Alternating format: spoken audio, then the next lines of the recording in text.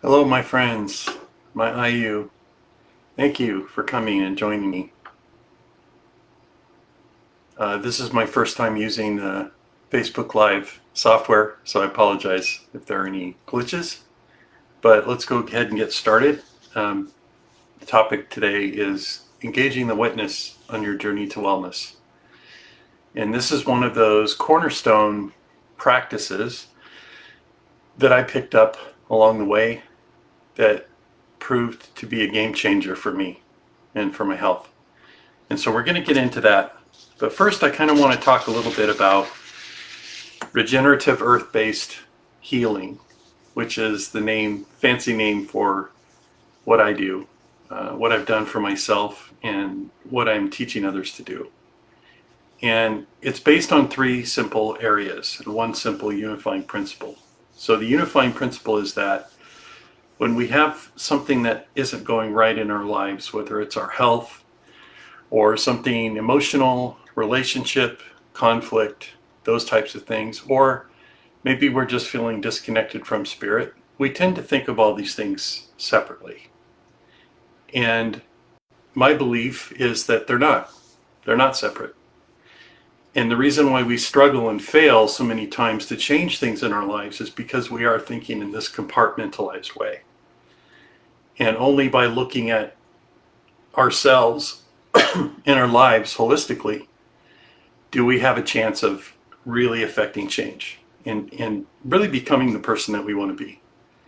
So that's the unifying principle. The three areas that I'm talking about are body, mind, and spirit, put simply, right? So with the body, the most common thing that I run into and what I struggled with for many years is unconscious eating and not being connected in any kind of authentic way to how we're interacting with food, right? We don't know how it works. We don't quite know what to eat, when to eat it, what combinations, all those types of things. And we're subject to our emotional triggers around food.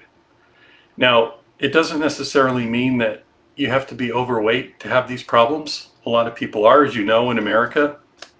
At least about 60% of the population is considered medically obese, which is astonishing enough, right? But there are lots of other issues around food that people have.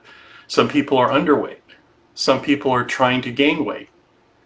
Some people just don't have the robust vitality and feeling of health that they want to have. So that's kind of all under the heading of body, right? And I start there because that tends to be the most accessible to people, right? It's the most close to home. You have to eat every day. So it's something that people can really get behind and understand in terms of how they want to change. The second one is mind. And this isn't just intellect, right? This is thinking and feeling. And this is really about misaligned relationships, okay? So the first one was unconscious eating. The second one is misaligned relationships.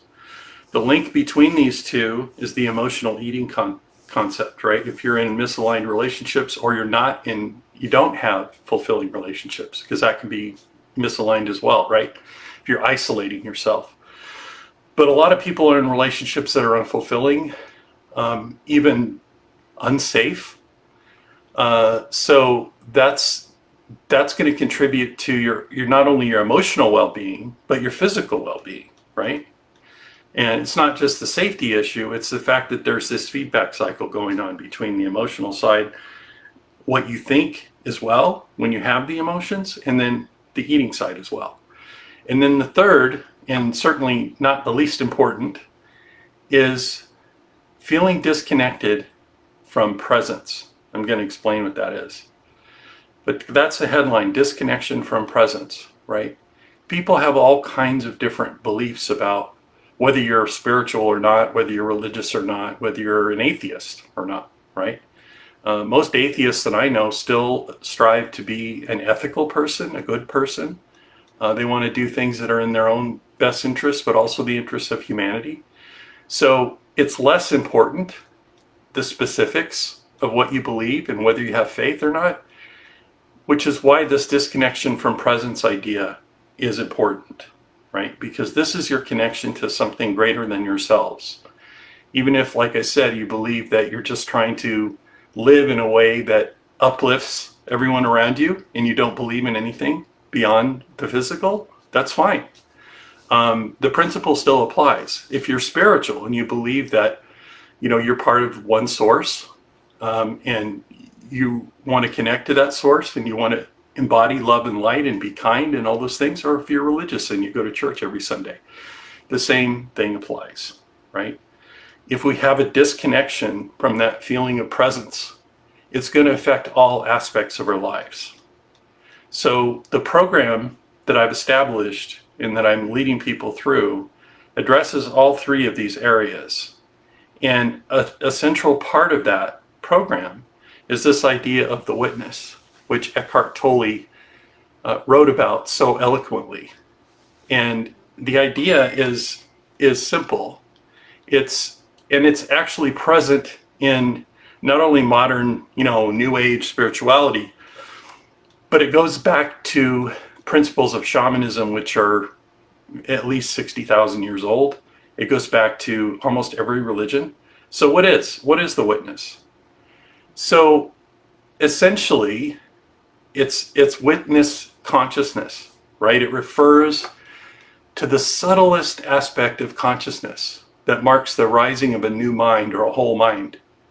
And it kind of serves as a bridge between pure awareness and the identified aspect of consciousness, which is your mind, right? And the pathway from movement to stillness. Now that's a lot, so I'm going to pause there. I wanted to kind of give you the encapsulated view of what the witness is, and then we can kind of break it down. So less important is how you break it down and what the meaning is, and then how you use it, right? And there's kind of two broad areas that I see it being used, and it affects all three of those areas on the wheel that I talked about.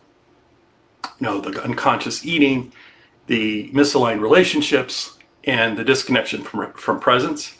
The witness is a tool that you can use to help bring those into alignment in your life.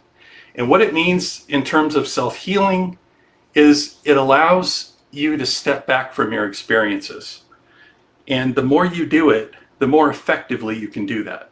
And what I mean by that is, think about a situation, I can think about a situation that happened to me today where I didn't react in the moment the way that I would have if I had paused and really chosen my response instead of just reacting, right? Most of us are just reacting all the time. And in fact, I believe that society around us, media, entertainment, advertising, is all set up so that we do that. We just react because they're trying to steer us into reacting in a way that's of benefit to whoever's doing it. If it's an advertiser, they want you to buy something, right?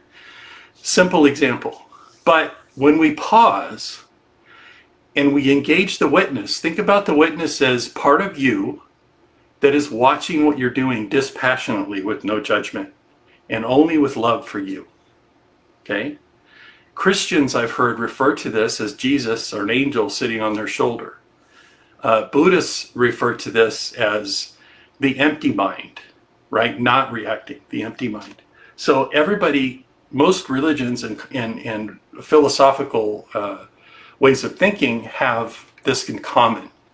But what it is for me is very simple. It's the ability to have this observer aspect of us, because it's still us, watching what's happening and not reacting and not judging, just watching. Now, at first, when you engage this, it can be quite jarring because you haven't done it before. And it's almost like part of you is in a meditative state while the other part of you is in crisis, or the other part of you is reacting. And that's fine. You have this sense of like a split consciousness. This is normal. Don't panic. The witness can be very stabilizing, because what you realize is that all of you, all of who you are, your authentic self, is not tied up in how you're reacting in the moment, right? There's another part of you that's just watching. Now, as you do this more and more, and you're able to feel this, maybe the first times you do it, you only feel it for a few seconds, and that's fine. But if you keep doing it, you'll get into a state where the witness can be engaged whenever you want, and it has a peaceful effect on your life and what you're choosing in the moment. Now, let's take a few examples, okay? Let's take an example near and dear to me, which is eating, right? I struggled with my weight most of my life. Most of you don't know my story, but I'm going to tell you kind of an encapsulated version of it right now, because it goes to the witness and the emotional part of us that the witness can help us integrate, if you will.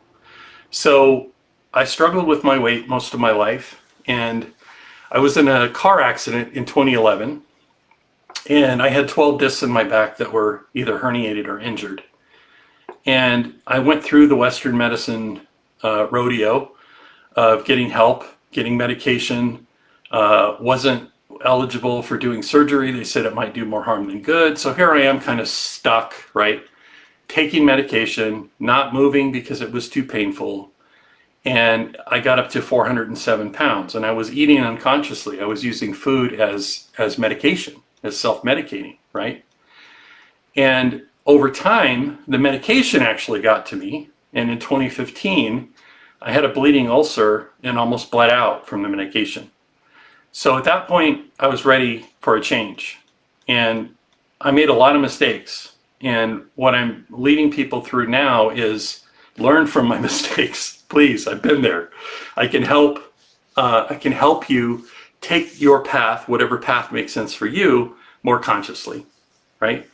And part of this is I started to almost spontaneously engage the witness back then, where I would have these moments of lucidity, of clarity. And I was thinking, what am I doing? I'm watching myself, sitting, getting less fit and heavier by the day. My pain wasn't changing. If anything, I was getting more painful. And what happens with most people that are on pain management protocols is you have to take more and more medication to get the same kind of relief, right?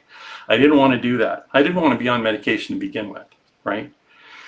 So the witness really helped me start observing myself and really understanding the dynamics that were at play, how I was self-medicating with food, how I was self-medicating with media, watching movies, watching TV, not engaging in personal relationships, cutting myself off because I felt like a wounded animal.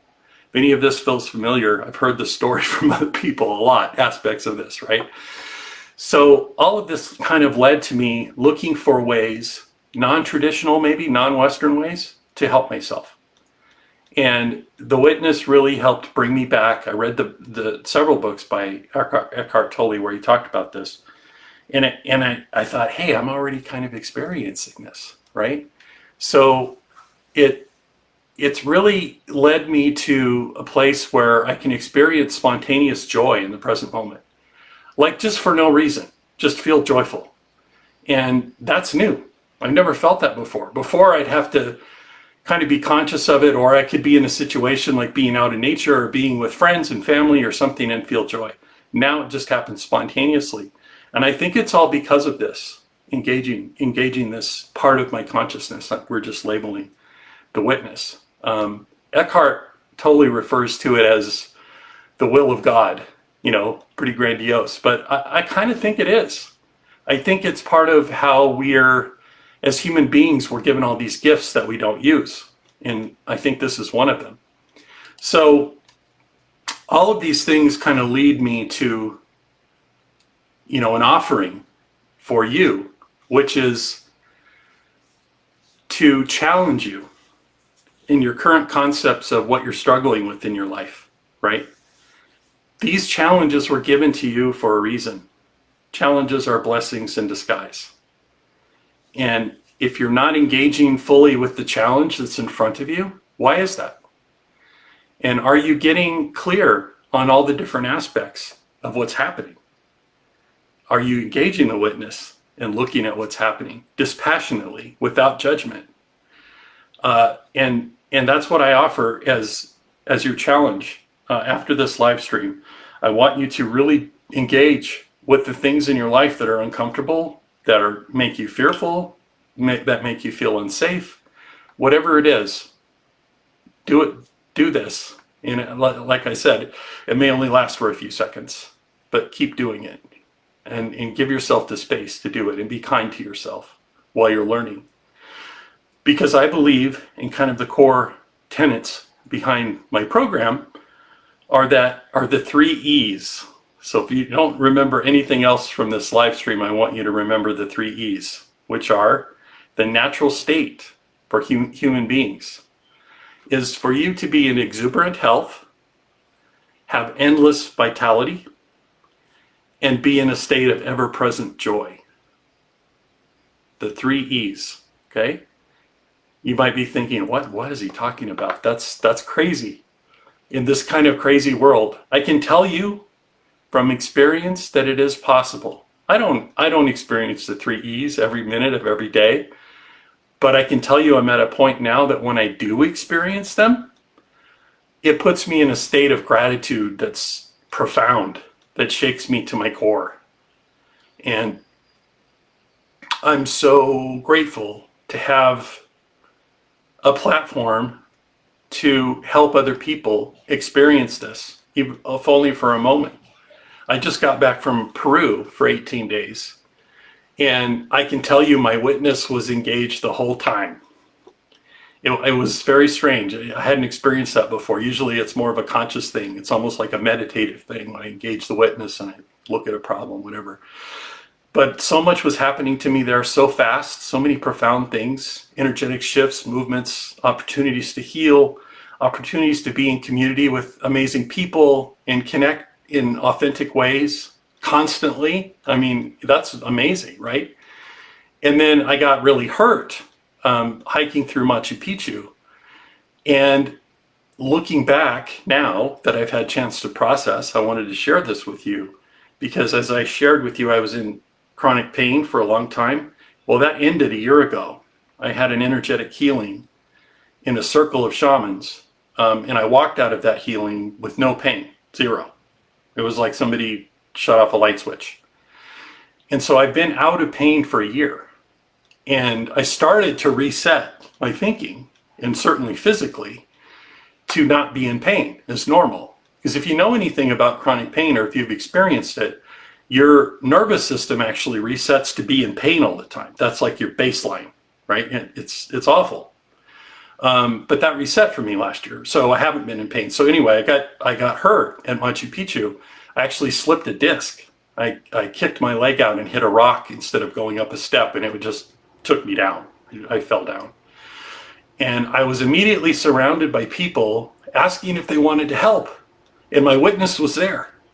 And it was watching this. And it was pointing out the fact that, hey, Mark, when you were in pain before, for that long period of time, you didn't want anybody's help. It's like you crawled into a corner like a wounded animal to lick your wounds. Go away, leave me alone. This time it was different. I said, yes. Everybody that wanted to help, I said, yes. I'll take your help. And they helped me get out.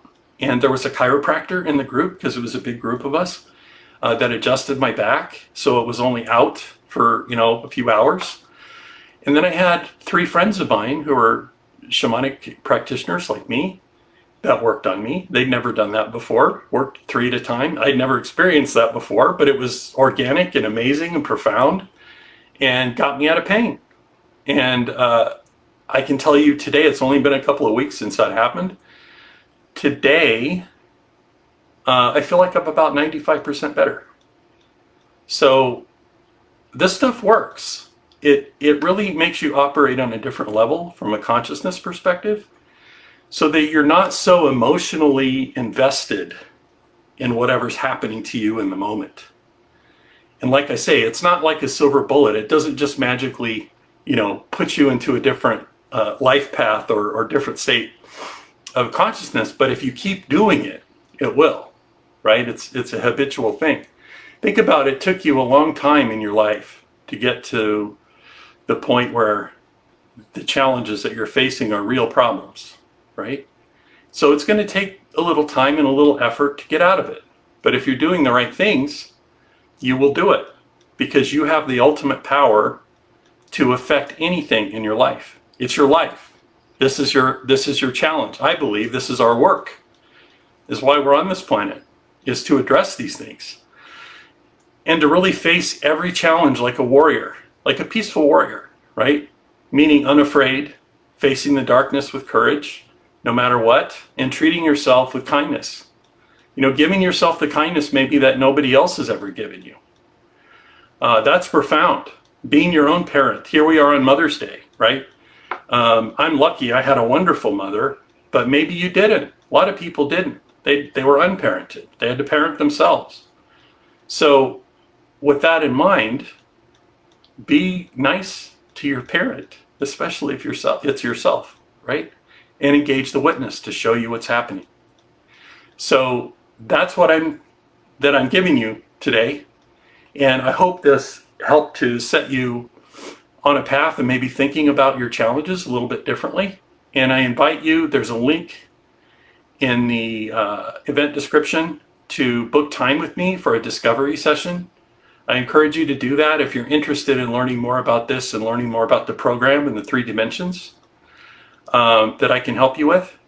Please click that link, or you can just DM me and have a dialogue and tell me what you're facing, and I'm happy to respond. I've already got some people doing that, I see. So please know that I'm here for you. That my mission is not only to face my own challenges, but it's to use my wounds and to be vulnerable here and telling you my story so that you know that you're not alone, that I can guide you, I can help you on this path, and I can help you unlock your own ability to heal, right? That's the key here, is you are your own guru. You are the savior that you've always been waiting for, okay? I can just share my experience, and I can share some techniques that I've learned to help you, which I believe are valuable and considerable to keep you from having to learn all the bad lessons that I and others have learned. So let's have a dialogue. Contact me. Let's talk. And with that, my friends, I leave you. And thank you so much for your time today. I really appreciate it. And look for more videos and live streams from me weekly. I'm making that commitment. Maybe even more than that. And I love you, and I hope you love yourself, and engage that witness. Goodbye.